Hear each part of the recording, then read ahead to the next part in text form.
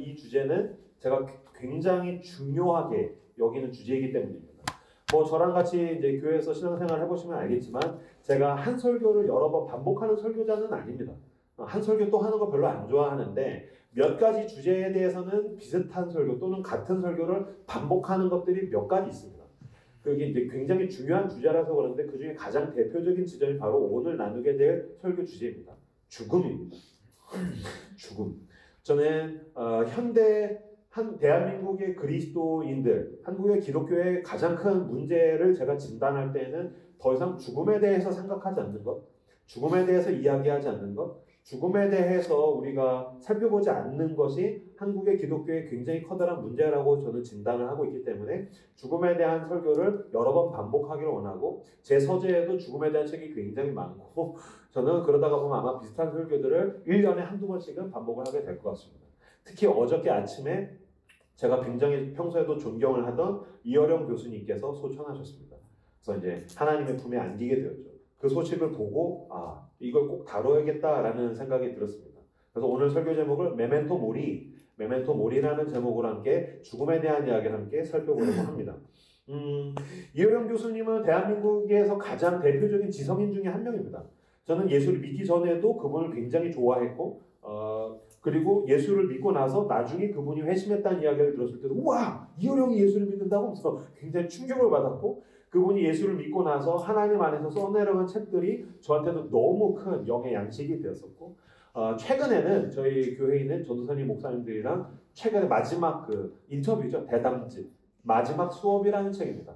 이어령 교수님이랑 김지수라는 기자, 작가가 같이 대담한 거를 책으로 냈습니다. 마지막 수업. 제가 이렇게까지 설명을 하는 건 꼭 한 번씩 읽어봤으면 좋겠다는 뜻이겠죠. 이어령 교수의 마지막 수업. 굉장히 잘 나온 책입니다. 한 번씩 꼭 읽어보셨으면 좋겠습니다. 그 책을 보고서 서로 사역자들끼리 이야기를 나누면서도 굉장히 이제 좋았었습니다. 이어령 교수님이 언젠가부터 한국 사회에서 본인이 가지고 있는 지성을 축약해서 메시지들을 계속 내는데 제일 많이 이야기했던 것이 소위 메멘토 모리입니다. 죽음을 기억하라는 뜻입니다. 그러니까 현대 사회의 문제가 죽음을 이야기하지 않는 것, 현대 사회의 문제는 죽음에 대해서 생각하려고 하지 않는 것, 자꾸 죽음을 소외하고 죽음을 떠밀어내서 죽음을 피하려고 하는 것이야말로 현대인들을 더욱더 문제 있게 만든다. 현대인들을 굉장히 소비적으로 만들고 현대인들의 삶을 굉장히 이미지적으로 만들고 너무 피상적으로 만든다고 생각을 하신 거죠. 그래서 당신의 죽음에 대해서 당신은 생각해야 된다. 묵상하고 숙고하고 받아들이고 그 부분에 대해서 좀 깊이 있게 생각해야 된다. 그래서 메멘토 모리의 선지자라는 별명을 가질 정도로 이어령 교수님은 그 부분을 굉장히 많이 이야기했습니다. 메멘토 모리라는 말은 라틴어입니다. 로마 말이죠. 죽음을 기억하라라는 뜻입니다. 말의 어원은 이렇습니다. 로마가 전쟁을 굉장히 정복전쟁을 많이 했지 않습니까? 전쟁을 하고 나서 승리한 장군이 다시 로마로 입성을 하게 됩니다. 개선장군이라고 얘기하죠. 개선장군이 마차를 타고 병사들과 함께 쫙 가고 있으면은 막 백성들이 막 환호를 내지르고 꽃을 뿌리고 여기서 막 영광 그러니까 난리를 쳐주는 거죠. 그러면은 그 마차에서 개선장군이 내가 이 전쟁에서 승리해서 난 대단해 라는 생각을 할 때에 부하 중에 한 명은 그 마차에 탄 장군 바로 뒤에서 귓전에다 대고서 계속 이 이야기를 이야기해 준다는 거예요. 이 부관의 역할은 요거예요. 메멘토 모리. 죽음을 기억하라. 죽음을 기억하라. 무슨 뜻이냐면 첫 번째, 당신이 전쟁에서 승리하게 될 때에 같이 전쟁했던 우리 아군의 죽음이 있었다는 걸 잊으면 안 된다. 이게 네 열매가 아니다. 네 결과가 아니다. 같이 죽어간 동료들이 있었다. 그들의 형제들의 죽음을 기억해야 된다. 그리고 전쟁에서 승리했다고 해서 우리가 전리품을 얻고 뭔가를 가지게 되었지만 어쨌든 이 승리는 우리가 죽인 사람들의 죽음으로 인해서 얻어졌다는 것도 잊으면 안 된다. 메멘토 모리. 죽음을 기억하라. 그래서 사람들이 와 장군님 대단해요. 그러면 옆에서 부관이 메멘토 모리. 죽음을 기억하십시오. 와 장군님 최고예요. 그래서 내가 역시 내가 뭔가 된 것 같아 라고 할 때 메멘토 모리. 죽음을 기억하십시오.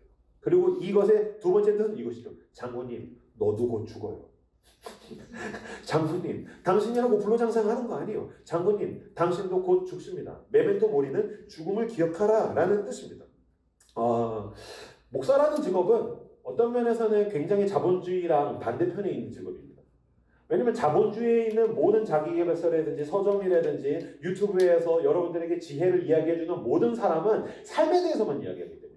어떻게 해야지 더 잘 먹고, 어떻게 해야지 더 잘 마시고, 어떻게 해야지 잘 입고, 어떻게 해야지 더 건강해지고 좋은 몸매를 가지고 더 잘 살 수 있을까? 오직 라이프, 삶에 대한 지점만, 삶을 이루는 조건과 소유와 그런 지점에 대해서만 이야기하는데, 목사는 그때 개선장군의 그 부관처럼 여러분의 귓전에 대고 메멘토 모리라고 이야기한 사람입니다. 와, 이거 맛있겠어. 그걸 먹어도 메멘토 모리. 넌 죽어요. 삶이 행복으로 가득해요. 너무 달콤해요. 와, 모든 사람이 부러워할 때, 와, 너무 달콤해 라고 할 때 저는 당신의 귓전에 대고 메멘토 모리. 넌 죽어. 넌 죽는다는 걸 알아야 돼. 아니면 어떤 사람이 생존에 치였어요. 하루 벌어 하루 살기도 너무 힘들어요. 계속 생존에 치여서 나는 하루 벌어 하루 먹고 살기도 너무 힘들어요. 생존이 자기의 모든 것인 것처럼 여기는 그 사람에게 내가 이렇게 이야기한 게 잔인하지만 어쨌든 저는 분명히 목사로서 얘기됩니다. 메멘토 모리. 생존이 전부가 아니에요. 살아남기 위해서 발버둥 치지만 죽어요. 그럼 당신은 어떻게 살고 어떻게 죽기를 바라고 있나요? 저는 또 반대로 너무 고통스러운 사람에게도 이야기됩니다. 삶이 너무 고통스러워서 어쩔 줄 모르는 사람, 빨리 세상이 끝났으면 좋겠다라고 생각하거나 이 고통의 터널이 어디까지 갈까 고통에 짓눌려 있는 사람에게도 저는 얘기됩니다. 메멘토 모리. 고통이 영원하지는 않아요. 그리고 이 고통으로 인해서 그 너머에 어쩌면 우리에게 죽음이 올 수 있다는 것을 당신은 생각해야 돼요. 메멘토 모리라고 잔인하게 죽음에 대한 이야기를 해야 될지도 모르겠습니다. 저는 할 수 있다면 러시아에 있는 푸틴에게 찾아가 메멘토 모리. 너도 죽는다. 너 우크라이나 정보, 네가 이걸 볼지 모르겠지만 당신이 이걸 볼지 모르겠지만 메멘토 모리. 저는 죽음에 대해서 이야기함으로써 과연 인생이란 어떤 의미를 가지는가? 우린 어디서 와서 어디로 가는가? 삶인 한 번뿐인 이 인생은 무엇을 위해서 어떻게 살아야 되는가에 대해서 저는 이야기해야 되는 사람이라는 것입니다. 그게 목사라는 겁니다. 죽음으로 인해서 삶의 중심이 잡히는 겁니다. 장군이 와 장군님 대단해요. 장군님은 전쟁의 신이에요. 장군님은 모든 걸 정복했어요. 모든 사람을 이겼어요. 장군님이 제일 세요. 자기가 붕 떠오를 때 메멘토 모리. 죽음을 이야기하고 죽음을 상기함으로써 그 사람의 포커스를 잡아주는 겁니다. 지금도 카메라로 찍고 있지만 카메라가 포커스가 나갈 때가 있죠. 이렇게 핑 나가면 타겟을 잡죠. 중심을 잡는 겁니다. 마찬가지로 메멘토 모리. 너가 죽는다는 걸 알 때에 내가 죽는다는 걸 알 때 내 삶의 중심이 잡히는 것입니다. 그 왜 영화 보면 악당들 와요. 죽으면 이렇게 죽을 줄 알았으면 중심이 잡히는 것입니다. 죽음을 생각하고 내 마음의 중심이 잡히는 것입니다. 죽음을 생각하면 내게서 가벼웠던 것들이 다 그냥 쓸모가 없다는 것을 알게 됩니다. 내가 만약에 오늘 죽는다면, 내가 만약에 내일 죽는다면 진짜 나한테 중요한 게 뭐지? 죽음이 내 삶의 중심을 잡아줍니다. 내 앞에 있는 사람이 오늘 죽는다면, 내 앞에 있는, 내 주변에, 내 울타리에 있는 사람이 만약에 내일 죽는다면 관계의 중심이 잡히기 시작합니다. 그러니까 세상에서 온갖 것들이 가볍게 들어와서 우리의 인생을 복잡하게 할 때에 메멘토 모리. 내 삶의 끝이 있고 죽음이 있다는 것을 볼 때에 그것을 통해서 우리는 내 삶의 중심을 잡게 된다는 것입니다. 근데 현대인들은 죽음을 소외하려고 하죠. 자꾸 죽음을 밀어내고 마치 죽음이 내 인생 가운데에 오지 않을 일로 여깁니다. 죽음이 내게 오지 않을 일로 여겨요. 그리고 내가 마치 피할 수 있을 줄로 여겨요. 그리고 죽음이 오지 않을 일로 여기고 피할 수 있을 줄로 여기고 그걸 기이한 일로 여겨요. 이게 현대인들이 죽음을 대하는 태도입니다. 죽음이 오지 않을 일로 여기고 자기가 피할 수 있을 줄로 알고 이걸 기이하게 여겨요. 아니요. 죽음은 반드시 오고 누구도 피할 수 없고 그건 아주 자연스러운 겁니다. 죽는 건 자연스러운 겁니다. 제가 메멘토 모리를 이야기하는 사람이라고 얘기했지만 만약에 누군가가 굉장히 죽고 싶어요. 살고 싶어 하지 않아요. 전 그 사람에게도 잔인하게 가서 이야기할 겁니다. 메멘토 모리. 죽으려고 굳이 애쓰지 않아도 넌 자연스럽게 죽어요. 죽음은 반드시 오는 일이며 피할 수 없는 일이며 그것은 자연스러운 일입니다. 전 여러분에게 묻고 싶습니다. 여러분은 여러분의 죽음에 대해서 생각하고 계십니까? 여러분의 죽음을 받아들이셨습니까? 내가 죽게 된다는 걸 알고 계십니까?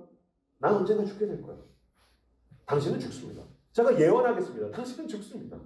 반드시 죽습니다. 죽음에 대해서 그리워야 합니다. 죽음에 대해서 상상해야 됩니다. 당신의 죽음을 상상하십시오. 당신의 죽음을 그려야 합니다. 당신의 죽음을 준비해야 됩니다.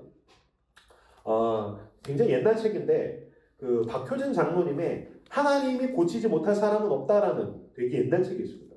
이 박효진 장로님이 쓴 책인데 박효진 장로님은 어떤 사람이냐면 청송감호소, 교도소죠. 청송감호소의 소장이었어요. 이 사람은 그냥 술 좋아하고 세상 좋아하고 사람 좋아하고 막 그렇게 그냥 자기 마음대로 살다가 내가 얼마나 죄인인가를 깨닫고 하나님 앞에 나가서 삶이 완전히 180도 바뀌었어요. 예수 그리스도 안에서 완전히 삶이 뒤집어졌어요. 그러고 나서 자기가 보니까 교도소의 소장인 거예요. 그때부터 특유의 열정과 헌신을 가지고 복음을 그 교도소에 있는 죄인들에게 전하기 시작하는데 특히 청송감호소는 뭐로 유명했냐면 사형수들이 많았던 거로 유명해요.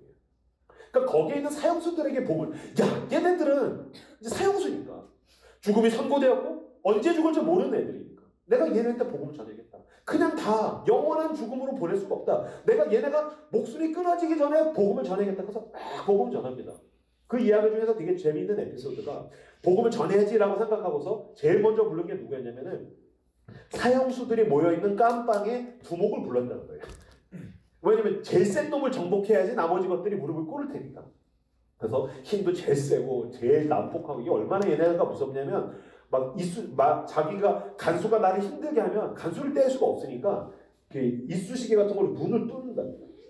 눈껍질. 그리고 나무 젓갈 같은 거에 꽂아가지고 여기 입술을 뚫고 그래서 난 말하지 않겠다. 난 보지 않겠다. 막 그 정도로 자해라는 무서운 애들인 거예요.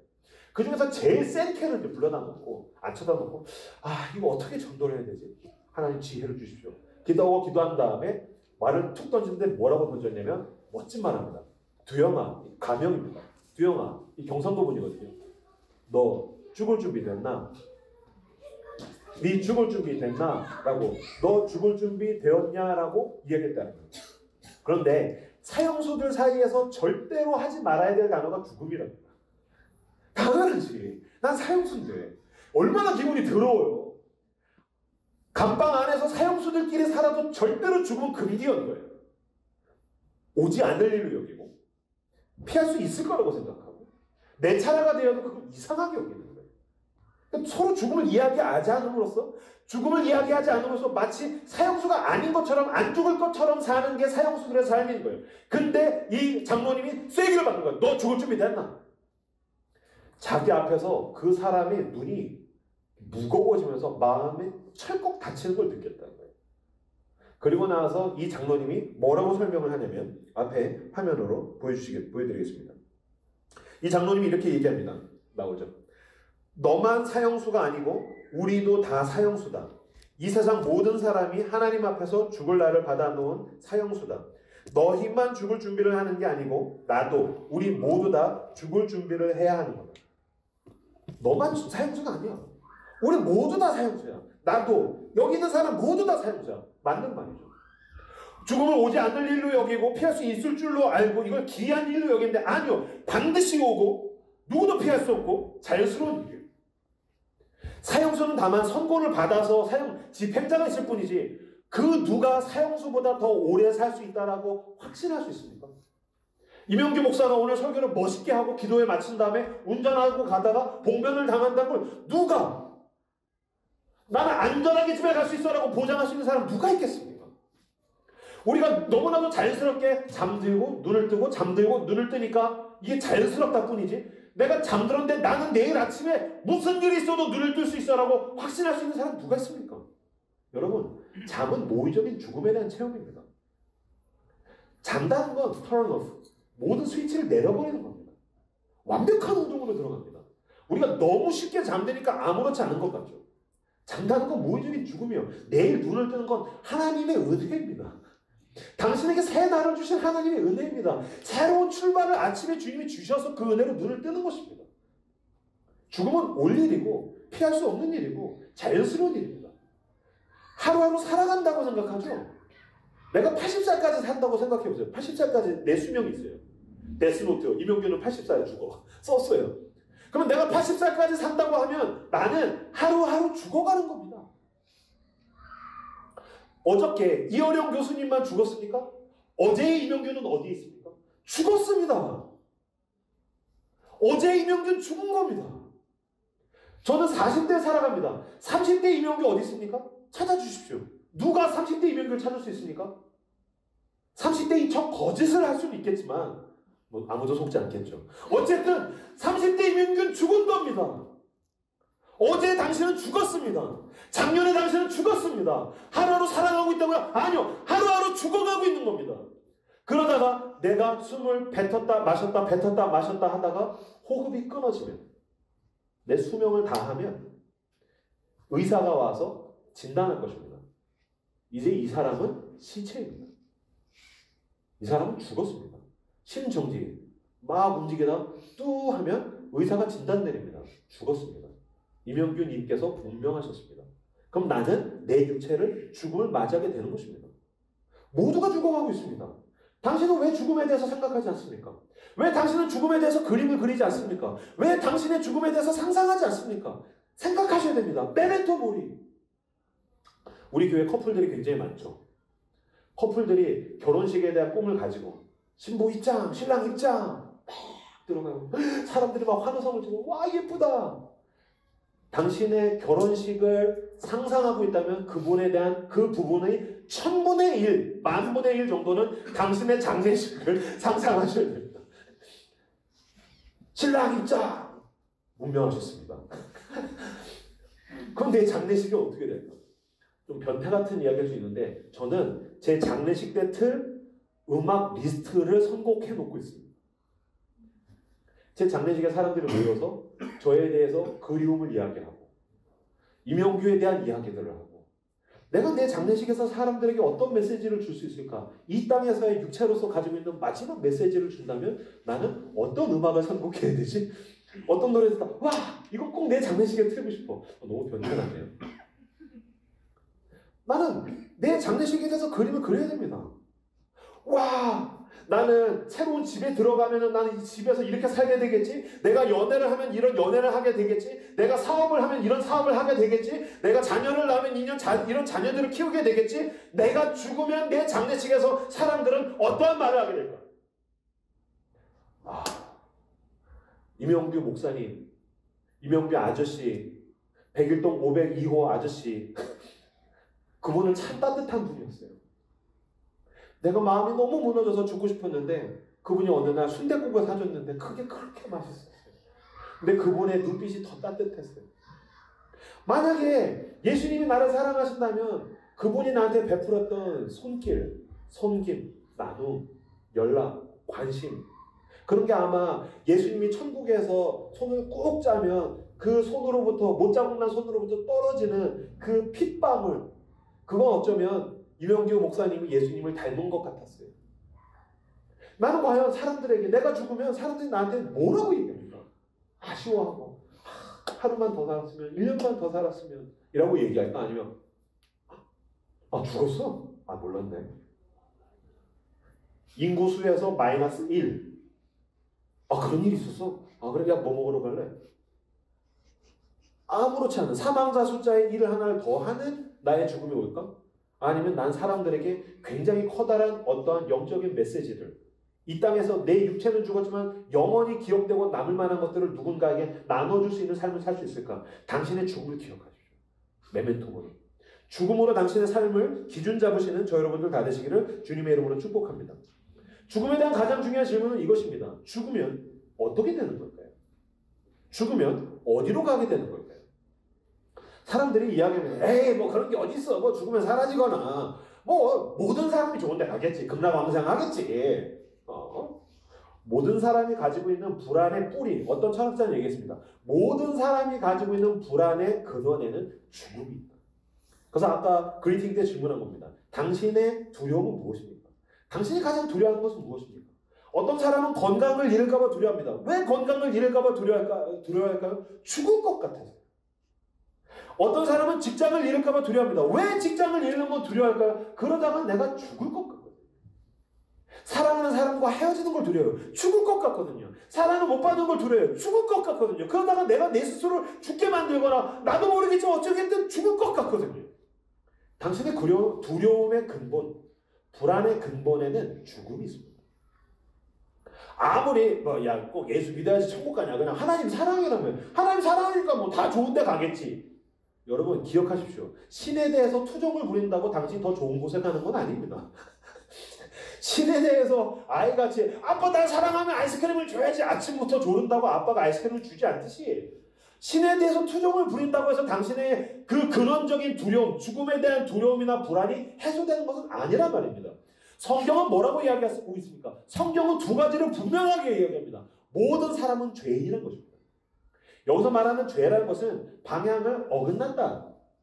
로마서에서 말하는 죄라는 것은 방향이 어긋났다라는 것입니다. 방향이 어긋났다. 제가 만약에 부산에 가고 싶어요. 여행으로 부산 목적지예요. 그럼 나는 어떻게 됩니까? 경부선을 타야 됩니다. 그래서 목적지를 향해서 가야 됩니다. 뭐 중부를 타든 경부선을 타든 그 올바른 방향으로 가야 됩니다. 그런데 하나님께서 우리에게 원하시는 그 방향, 그래서 로마서에서 말하는 죄라는 것은 관역을 벗어났다. 하마르티야. 형제야, 넌 이렇게 살아야 돼. 내가 너를 이렇게 창조했어. 화살을 쐈는데 싫어. 왜 내가 꼭 경부선만 타야 돼? 난 영동고속도로를 타고 부산을 가고 싶어. 당신은 강릉에 가게 될 것입니다. 여기가 바다구나. 여긴 부산바다. 바보야, 거긴 강릉이야. 거긴 속초라고. 방향을 벗어나다. 방향을 벗어나서 영동고속도로를 타고 아무리 신나게 150을 밟고 외제차를 타고 아무리 고속도로에서 소떡소떡을 쳐먹어도 너는 부산에 갈 수 없습니다. 방향이 벗어났기 때문입니다. 아무리 가는 내내 즐거운 여행을 하고 행복한 여행을 하고 최고의 차를 타고 최고의 휴게소에서 최고의 것들을 즐겨도 당신은 목적지가 어긋나 있습니다. 방향이 벗어난 게 죄라면 도착하게 되는 도착지를 죽음이라고 얘기합니다. 하나님이 원하시는 방향대로 사는 사람은 하나님이 원하시는 목적지에 가게 될 것이고, 하나님으로부터 벗어난 사람은 반대쪽으로 하나님이 부재의 어딘가로 가게 됩니다. 그것을 모든 죄인은 죽는다. 육체만 죽는 것이 아니라 육체가 죽고 나면 영원한 죽음이 있다라고 성경은 이야기합니다.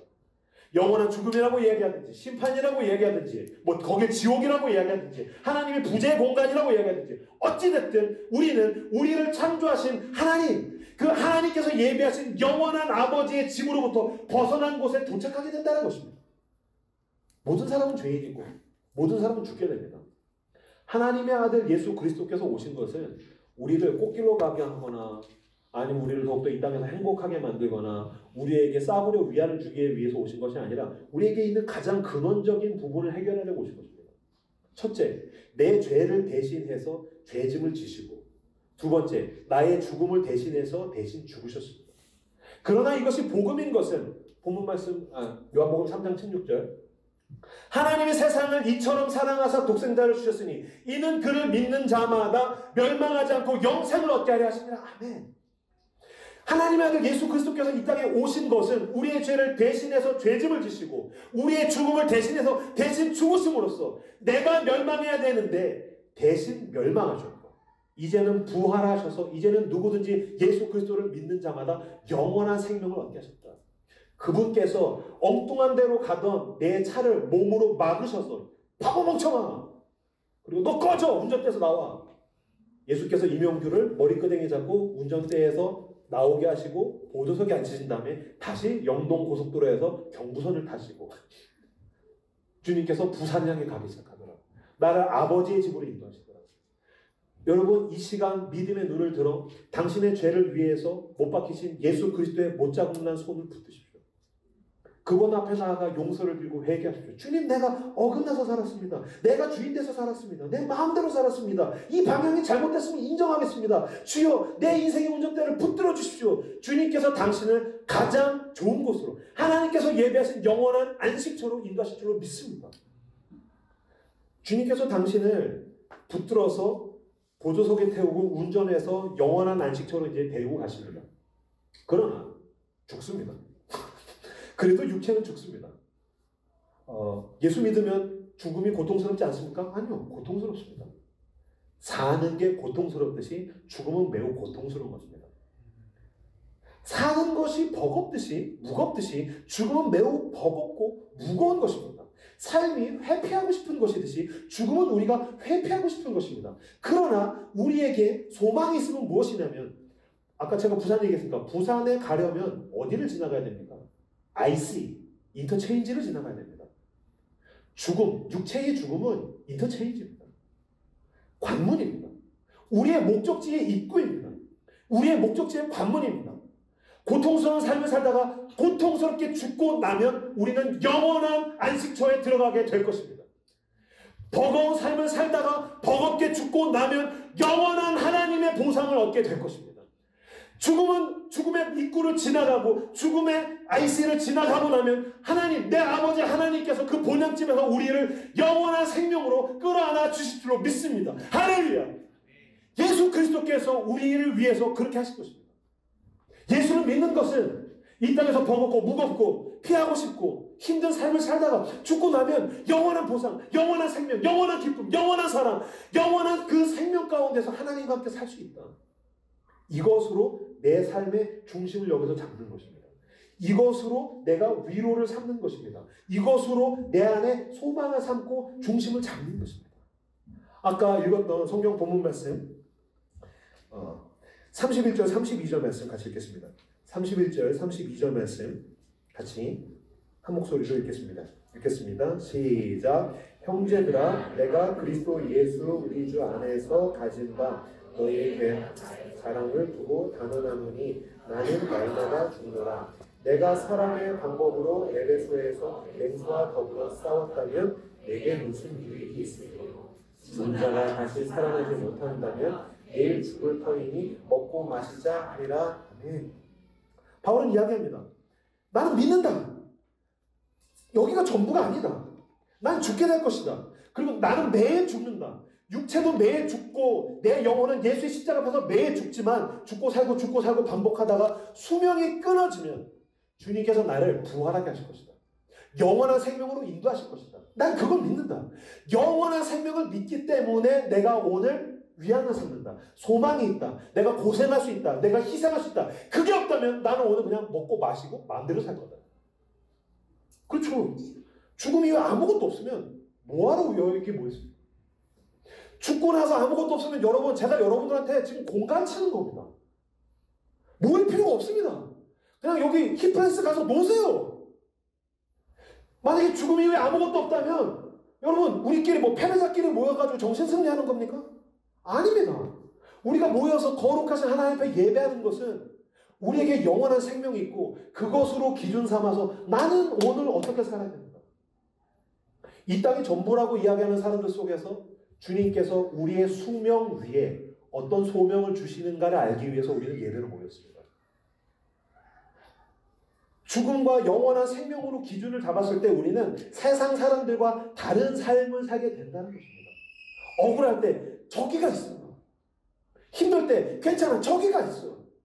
내가 뭔가 억울할 때 괜찮아, 저기가 있어요. 제가 타는 차는 소렌토입니다. 이제 한 6년 넘어가니까 스스로 비관적으로 똥차 이렇게 부르고 있는데 그 차를 샀을 때 너무 기뻤어요. 한 1년 동안 너무 기쁘더라고요. 1년이 딱 지나가는데 옆에 벤츠가 왔어요. 벤츠 딱 보는데 벤츠 좋겠다. 벤츠 좋겠다. 벤츠 진짜 좋겠다. 목사는 벤츠를 탈 수가 없습니다. 나는 벤츠 언제 탈 수 있나? 벤츠 좋겠다. 벤츠가 붕 가는데 제 마음의 위로가 됐던 건 메멘토 모리. 너도 죽는다. 그리고 그렇게 빨리 가면 먼저 죽는다. 그리고 메멘토 모리. 나 죽으면 주님께서 나에게 람보르기니를 주실 것이다. 이것이 우리의 소망인 것입니다. 농담처럼 이야기했지만 내가 계속해서 그 나라를 상상하고 그 나라를 소망하고 그 나라를 꿈꾸고 그 나라를 붙들고 여기를 견디며 버텨내는 것입니다. 아까 우리가 그 교동문, 여러분 아까 읽었던 교동문에서 뭐라고 합니까? 연수가 70이면 70이요. 오래 살아도 80인데 화살같이 날아갑니다. 주여, 내 인생에 내 살아갈 날들을 계수하게 해주십시오. 무슨 뜻입니까? 화살같이 인생이 빨리 가는데 내가 무엇을 위해서 살 것인가 기준점을 잡아야 된다. 내 화살은 지금 목적지를 향해 가고 있다. 영원한 나라라는 죽음이라는 목적지를 향해 날아가고 있다. 난 무엇을 위해서 살 것인가. 메멘토 모리. 영원함으로 오늘 이 땅에서 구분되고 구별된 삶을 살아가시는 저 여러분들 다 되시기를 주님의 이름으로 축복합니다.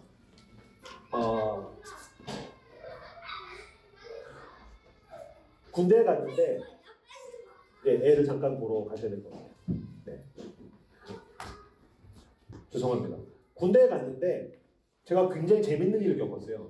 제가 2등병 때였는데 군대는 2년이라는 시간을 제가 군대에서 지냈거든요. 20년 전에 2년을 보냈으면 군대는 2년이라는 시간에 공간적으로도 압축이에요. 그래서 담장이 있고 철창이 있고 위병소라는 입구가 있어요.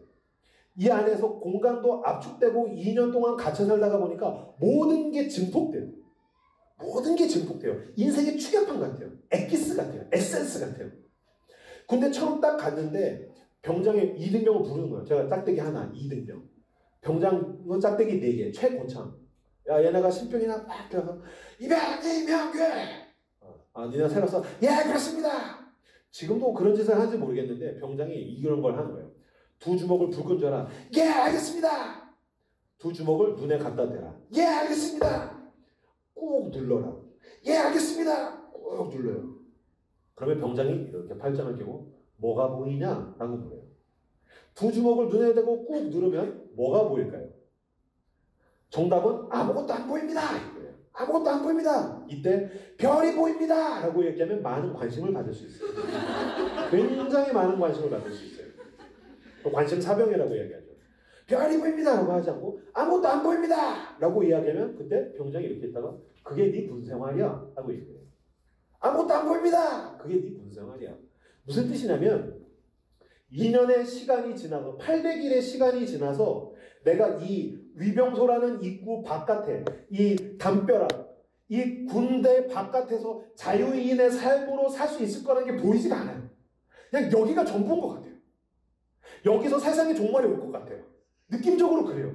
내가 과연 나갈 수 있을까? 여기가 끝인 것 같아요. 여기가 세상의 끝이고 여기가 지구의 끝인 것 같아요. 보이지가 않아요.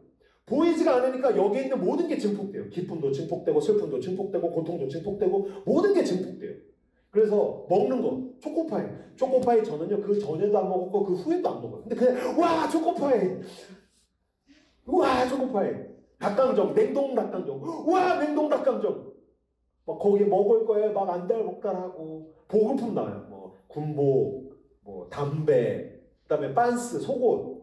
저 때는 빤스가 브레이브맨이라는 빤스였었어요. 아무도 모르는 브랜드.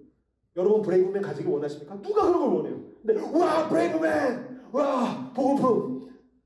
기쁨과 내가 욕망하는 것만 증폭되는 게 아니라 고통도 증폭돼요. 누가 갈구면 막 너무 힘들어하고 위에서 갈구면 내리 갈굼으로 고통이 오면 두 배로 나한테 피 오면 다 죽여버릴 줄 알아. 고통과 상처를 계속해서 몇 배씩 세상에다가 뿌려요. 동료들한테 뿌려요. 왜 그럴까요? 보이지 않아서. 여기가 전부니까.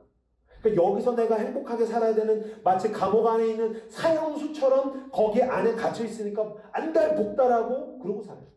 그런데 새로운 인간이 등장해요. 새로운 사람. 그는 초연해요. 와 브레이브맨! 와 냉동 닭강정! 갖고 싶어? 갖고 싶어! 너 가져. 너 먹어. 그는 자기 욕망에 대해서도 너그럽고 초연해요. 또 반대로 고통에 대해서도 고통이 그 사람을 지나가면 절반으로 줄어들어요. 절반이 뭐예요? 10분의 1로 줄어들어요. 막 갈구면 하면 괜찮아? 괜찮아. 그럴 수도 있지. 사는 게 다 인생사가 그래. 괜찮아. 신경 쓰지 마. 괜찮아. 그들의 이름은 말년병장입니다. 말년병장. 왜 그럴까요? 군생활이 얼마 안 남아서? 길다가 얼마 안 남아서? 아니요. 보여요. 보이기 시작해요. 마치 예수 그리스도께서 시각장애인 바디메오의 눈을 뜨게 하듯이 말년병장이 되면서 눈이 뜨이는 거예요. 보이는 거예요. 닭강정을 보는 순간 아니야. BBQ가 있어. 나가면 BBQ가 있어. 보고픈 브레이브맨 빤스를 보면서 아니야. 나가면 캘빈 클라인이 있어. 괜찮아. 나가면 자유가 있어. 난 연애를 할 수 있어. 물론 연애를 할 수 있는 건 아니에요. 근데 괜찮아. 난 할 수 있을지도 몰라. 자유에 대한 소망이 생겨요. 천국의 소망이 그 말년병장을 채우기 시작해요. 그는 너그러워지고 그는 초연해지고 그는 인내하며 견디며 사랑으로 충만해져요. 왜요? 보이기 때문이에요. 그리스도인은 어떤 사람입니까? 보이는 사람입니다. 우리만이 보여요. 모든 사람이 죽으면 끝이래요. 여기가 전부예요. 그러니까 욕망이 안달복달하고 고통이 오면 그거를 넘어갈 줄을 모르고 멱살을 잡고 내가 뭔가 움켜쥐려 하고 싸우려 하고 쟁취하려고 하고 세상 사람들보다 더 잔인하고 더 폭력적이고 더 분노하고 더 치사하고 더 졸렬하고 비열하고 아니요. 우린 여기가 전부가 아니에요. 보여요.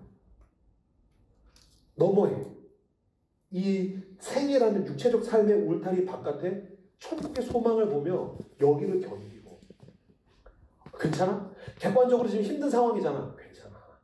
인생이 다 그렇지. 보여요. 사랑을 흘려보내려고. 어떻게 그렇게 사랑을 줄 수 있어? 보여요. 영원한 보상, 영원한 회복, 영원한 생명. 나를 지켜보시는 그 주님께서 내가 죽음이라는 인터체인지, 죽음이라는 내 목적지 입구를 넘어가면 마치 마트에서 계산원이 나에 대해서 계산하듯이 내가 산 그 상품들을 계산하듯이 주님께서 내 삶을 계산하실 거야. 정산하실 거야. 착하고 충성된 종아, 형제야, 너가 이 땅에서 수명 속에서 소명을 가지고 사느라 고생했다. 난 그 영원한 목적지를 향해서 가는 것입니다. 그 나라를 바라보며, 영원한 나라를 바라보며 이 땅에서 구분되어서 다르게 살아가시는 여러분들 나되시기를 주님의 이름으로 축복합니다. 하나님 나라를 살아간다는 건 다르게 살아가는 거예요. 하나님 나라의 소망을 가지고 여기서 참고 견디고 뭔가 세상 사람들과 다르게 행동하며 살 수 있는 것입니다. 반주해 주시겠어요? 일전에 제가 선교단체에서 이제 사역을 했었을 때 캠프를 진행을 했었어요. 캠프를 진행을 하는데 그때 했던 캠프가 뭐였냐면 시각장애인 청소년들을 모아서 수련을 하는 거였어요. 몇백 명 정도의 시각장애인 청소년들을 모아서 수련을 했어요. 그때 제가 이제 뭐 디렉터였기 때문에 그런 것도 이제 진행을 했죠. 그때 시각장애인 청소년들을 담당하고 있는 교회 목사님들, 전도사님들, 기관 대표들 만나가지고서 막 미팅을 했어요. 불 아직 안 끄셔도 됩니다. 네. 그때 준비들을 하고 있는데 한 목사님을 만나게 됐어요. 그 목사님은 양진철이라는 목사님이에요. 나중에는 새롭게 하소서에도 나왔어요. 저는 꼭 이 얘기 해주고 싶어요. 양진철 목사님을 제일 먼저 주 무대에 세운 건 저라는 얘기를 해보고 싶어요. 제가 너무너무 그 목사님 사랑하고 너무너무 목사님 존경하고 너무너무 감동받았고 나중에 저희 교회도 모셔서 함께 말씀을 나눌 수 있는 시간이 있었으면 좋겠어요. 만났는데 처음에는 되게 순하게 생겼어요. 저는 그렇게 생각했어요. 그냥 교회 문화에서 온순하게 잘 자라서 목사가 됐나 보다. 그래서 제가 이렇게 기대 앉아서 목사님 뭐 어떤 사역을 하세요? 그랬더니 목사님 저는 시각장애인 청소년들이 모여있는 교회에서 청소년 사역을 하고 있어요. 귀하네요. 어떻게 하다가 시각장애인 청소년들 사역을 하게 됐어요? 그 십수명, 수십 명의 아이들을 그런 사역을 한다는 건 너무 특수한데 어떻게 하다가 그런 사역을 하게 됐냐고 라고 제가 물었더니 이 목사님 얘기한 거예요. 자기는 원래 크리스찬이 아니래요. 모태신앙도 아니래요. 너무 힘든 가정에서 자랐대요. 자기는 불교 동아리 회장 출신이에요. 그래서 실제로 이 목사님은 반야신경을 다 외워요. 그런데 어느 날 고등학교쯤 돼서 아침에 눈을 떴는데 뭔가 잘 안 보이더래요. 병원에 갔더니 왜 여기가 좀 흐리지? 잘 안 보이지? 뭐 별일 없겠지 하고 병원에 갔더니 의사 선생님이 학생 한쪽 눈이 실명했어. 너무 무미건조하게. 학생은 한쪽 눈이 실명했어 라고 이야기하더라고요. 이게 얼마나 청천벽력 같은 소리예요. 한쪽 눈이 안 보인다는 거예요. 그 고통을 가지고 몸부림치다가 예수님께 인도되어서 예수님을 만나고 그 삶이 뒤집어졌어요. 주님을 따라가는 가운데에 신학교에 가고 목사가 되었어요. 자기가 한쪽 시력이 아프니까 안 보이니까 시각장애인 청소년들을 섬기겠다라는 마음이 생겨서 자기가 시각장애인 청소년 교회에서 사역을 하게 됐다. 제가 그 얘기를 듣고서 이렇게 삐딱하겠다가 자세를 고쳐 앉았어요. 너무 귀하네요 목사님. 진짜 너무 훌륭합니다. 너무 귀합니다. 소중합니다. 쭉 얘기하는데 이 목사님이 무슨 얘기를 하냐면 자기 아내와 장모님 얘기를 해요. 자기 아내는 시력이 좋고 예쁘대요. 안 만나봐서 모르겠어요. 어쨌든 자기 아내는 자기 눈에 너무 예쁘고 건강한데 자기는 한쪽 눈이 안 보이는데 자기 아내를 낳아서 키워주신 장모님은 양쪽 눈의 시력이 다 안 보인대요. 어렸었을 때 시골에서 장모님이 노시다가 폭탄 불발탄을 가지고 놀다가 그게 터져서 눈으로 파편이 튀었다는 거예요. 그래서 모든 시력을 다 잃고 시각장애인으로 어머님은 평생을 사셨다는 거예요. 그러다가 한 남성을 만나서 결혼을 해서 지금의 그 아내를 낳아서 키웠는데 시각이 안 보이니까 아내를 낳아서 기저귀 갈아주려고 다리에다가 발목에다가 종을 묶어가지고 딸랑딸랑하면 가가지고서 기저귀를 갈아주고 그렇게 키웠다는 거예요. 그래서 자기 아내를 키워서 양진철 목사님이랑 결혼을 해서 부부가 된 거죠. 어느 날 이 양진철 목사님이 자기는 한쪽 눈을 가지고 사는 것도 힘든데 장모님은 둘 다 안 보이시는구나. 무엇보다 너무 세상에서 제일 예쁜 내 아내 한쪽 눈으로라도 볼 수 있는 게 너무너무 좋은데 세상에서 제일 아름다운 내 아내를 정작 낳아서 키워주신 어머님은 내 아내를 그 눈으로 보지 못하시는구나. 얼마나 보고 싶을까? 라는 생각이 들어서 장모님한테 얘기했던 거예요. 어머님, 저는 어머님 생각하면 너무 마음이 아파요. 제 눈에 제 아내는 세상에서 제일 예쁜데 정작 제 아내를 낳아서 키워주신 어머님은 제 아내를 한 번도 두 눈으로 본 적이 없다고 생각하니까 제가 어머님 마음이 너무 아파요. 그랬더니 어머니께서 이야기하셨던 거예요. 양 목사, 무슨 소리야? 나는 매일 기도하고 있어. 나는 매일 기도하고 있어. 내가 죽어서 천국에 가면 나는 내 딸을 영원히 보게 될 거야. 나는 늘 기도하고 있어. 기도할 때마다 하나님께서 내 마음에 얼마나 그 소망을 주시는지 몰라. 괜찮아. 이 땅은 잠깐이야. 나는 영원히 보게 될 거야. 제가 그 얘기 듣고 얼마나 울었는지 몰라요. 예수 그리스도를 믿고 나를 인도하신 주님 가운데에서 저 천국으로부터 소망이 한 줄기 빛으로 비춰옵니다. 여기가 전부면 어두운 가운데에 있을 텐데 우리가 기도할 때에, 우리가 예배할 때에, 아니면 하나님의 사람들끼리 모여서 대화 나누는 가운데 여러분 믿음의 눈을 들어 보십시오. 저 천국으로부터 한 줄기의 빛이 당신의 영혼에 비춥니다. 천국의 소망입니다. 그 빛을 따라서 떠듬떠듬 가면 그 빛이 랜턴만큼 커집니다. 지금은 고통스럽지만 난 천국에 가게 될 거야. 하나님께서 나를 영원하게 행복하게 영원한 보상으로 영원한 생명으로 인도하실 거야. 랜턴 같던 빛이 마치 무대 위에 롱핀처럼 커지고 어느 순간인가 내 속이 하나님께서 비춰주신 천국의 소망으로 가득히 채워져요. 우리 주 예수 그리스도의 은혜로 양진철 목사님의 장모님은 천국에 가서 영원히 그 딸을 보게 될 것입니다. 우리 주 예수 그리스도의 십자가의 은혜로 나 같은 죄인, 이명규 같은 죄인도 천국에 가서 영원한 복락을 누리게 될 것입니다. 나는 그 손을 붙들고 따르고 가서 천국에 가면 내가 존경하는 이어령 교수님을 만나서 교수님 책이 너무 좋았어요. 책이 너무 좋았어요. 거기서 내가 그리워했던 사람들, 사랑하는 사람들과 영원히 살게 될 것입니다. 그곳에서 내가 양화진에 갈 때마다 묘비를 붙들고 눈물을 흘렸던 이 땅의 복음을 전해주기 위해서 목숨을 내어버린 파란 눈의 선교사들을 만나서 고맙다. 덕분에 100년 후에 나 같은 죄인도 예수님을 만나는 거라고 이야기하게 될 것입니다. 우리는 베드로를 만나게 될 것입니다. 우리는 스데반을 만나게 될 것입니다. 무엇보다 나의 주인 되시는 우리 주 예수 그리스도를 만나게 될 것입니다. 그 주님께서 못자국난 손으로 내 어깨를 끌어안아 주시며 내가 가장 기대하는 것은 이것입니다. 영규야, 네가 수고 많았다. 네가 정말 수고 많았다. 네가 어떤 마음으로 나를 사랑했는지 내가 안다. 주여, 내가 이 걸음을 걸어가게 해주십시오. 주님, 나에게 여기가 전부가 아닙니다. 나는 영원한 하나님의 나라를 소망합니다. 난 영원한 하나님의 나라를 꿈꿉니다. 주여, 나를 내 발 붙드사 그곳에 서게 하여 주옵소서. 주여, 내 손 붙드사 주여 나를 그곳으로 인도하여 주시옵소서.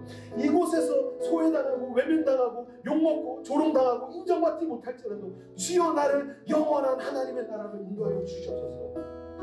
이 시간 당신을 향해서 예수 그리스도께서 당신을 사랑하셔서 못 박히신 그 예수의 손으로 당신을 붙드십시오. 잡으십시오. 주님, 내가 어긋나던 길에서 이제 주님의 손을 붙들고 아버지의 길로 가기로 합니다. 주여 나를 용서하시고 내게로 오셔서 내게서 주인이 되어주시고 주여 나를 주님에게로 인도하여 주시옵소서라고 내 삶의 주인의 자리를 예수 그리스도께 드리십시오. 내 삶의 중심의 자리를 하나님께 드리십시오. 주님께서 당신을 가장 좋은 곳으로 영원한 곳으로 인도할 줄로 믿습니다. 이 시간 함께 기도하며 원합니다.